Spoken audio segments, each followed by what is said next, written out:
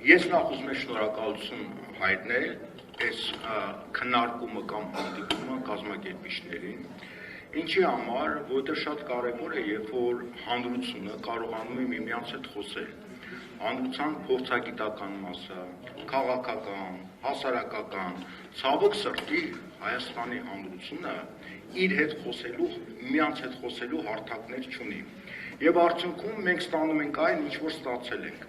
Տեսեք, Հայաստանում կա իշխանություն, որը որոշումներ է կայացնում խաղաղության եւ պատերազմի մասին։ Այդ որոշումները ինչի վրա են հիմնված,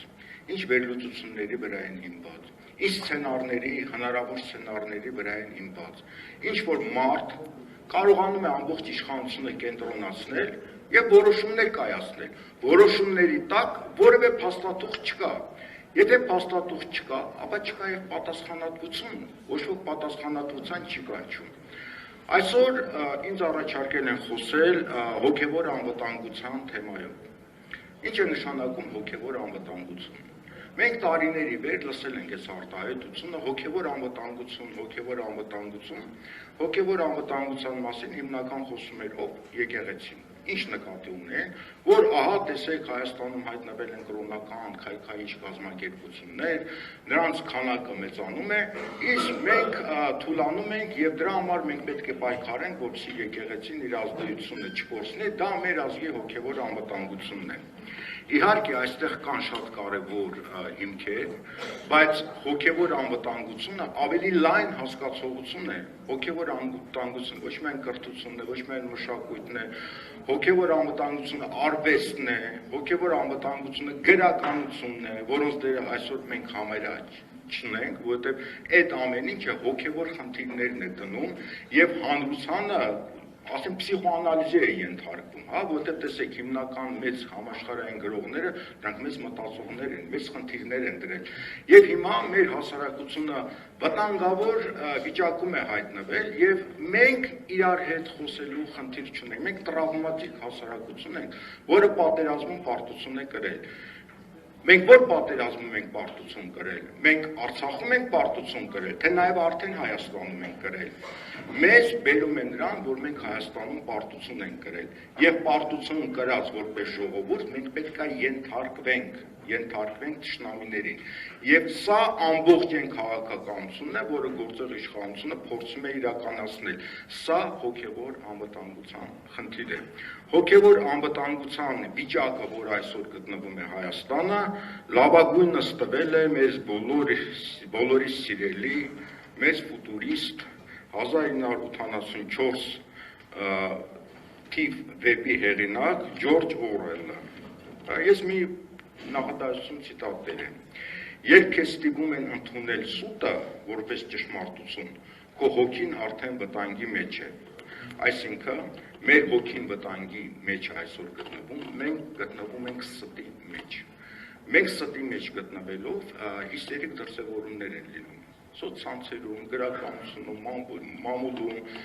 վիրավորանքներ, փոխադարձ եւ այլն, սա հիստերիայի վերաբերմունք է, այսինքն երբ որ մի հասարակություն կորցնում է իր հոգեվոր հավասարակշռությունը,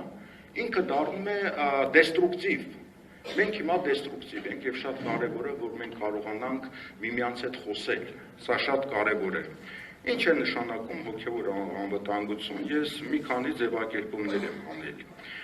Երբ հասարակությունը կարողանում է պահպանել իր բարոյական արժեքները, մշակույթը, լեզուն, հավատը, ինքնագիտակցությունն ու իմաստային կողմնորոշումները, արդյոք մենք այս բոլոր կետերով կարողանում ենք պահել։ Այս բոլոր կետերով մենք կորցնում ենք մեր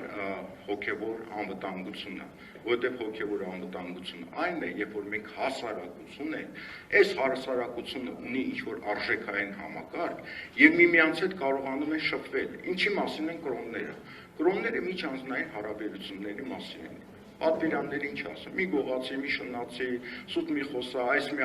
այսինքն միջմարտկային հարաբերություններ ձևավորելով մենք կարողանում ենք սոցիում ձևավորել։ Սոցիում ձևավորելով մենք կարողանում ենք ձևավորել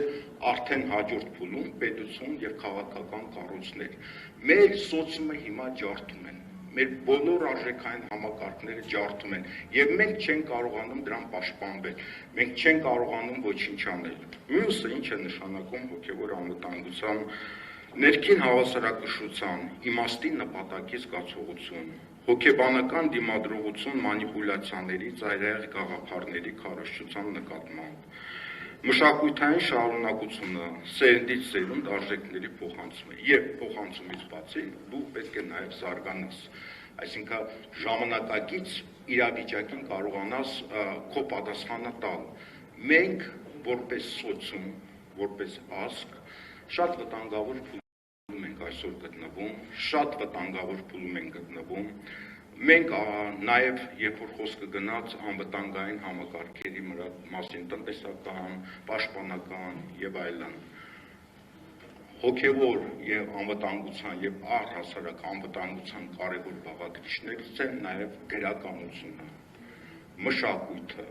որտեղ ինչի մասին է գրականությունը եւ մշակույթը, հանում է այն խնդիրները, հոգեկան վիճակների, իմաստային խնդիրները եւ գնում է վերլուծություն։ Դա է մեծ գրականությունը։ Ինչ է աստվածաբանությունը։ Աստվածաբանությունը Աստծո մասին գիտալիքը եւ տեսակետները չի։ Դա որն է մեր նպատակը, մեր կյանքի, մեր հոգու, որպես մարդ, որպես հանրություն։ Մենք այդ ամեն ինչը կորցրել ենք եւ նաեւ քանի որ Տիկին Դիլբարյանը պահանջում է նաեւ ինչ-որ առաջարկություններ, շատ կարևոր է, երբ որ մենք խոսում ենք ազգային անվտանգության մասին, ռազմավարության եւ այլն, շատ կարևոր են նաեւ այն խնդիրները, թե ինչի վրա է կառուցվում հասարակությունը, որոնք են այդ արժեքները, ժամանակի փոփոխություններով հանդերձ, այդ արժեքային համակարգը։ Խոսքը գնաց ռազմական անվտանգության, այդ ռազմավարության մասին։ Օրինակ, Միացյալ Նահանգներում այդ ռազմավարությունը հենց այնպես չեն գրում։ Տակը դրվում են հանձնաժողովներ, որոնք ամեն մի հոդվածներ սկսում են իրականացնել։ Տակը դրվում է բյուջե, եւ սկսում են կատարել ռազմավարության հոդվածները։ Այսինքն դա աշխատանքի պլանն է, ոչ թե հենց այնպես ընդունված է, բոլորը գրում են։ Այդ ռազմավարության մեջ նաեւ իհարկե պետք է դրվի նաեւ այս խնդիրները, արվեստ, մշակույթ, գումար պետք է դրվի, մրցույթներ պետք է կազմակերպվեն, երեխաներին պետք է տանեն թանգարաններ եւ այլն։ Այսինքն այս ամեն ինչը հոգեվոր անվտանգության խնդիր է։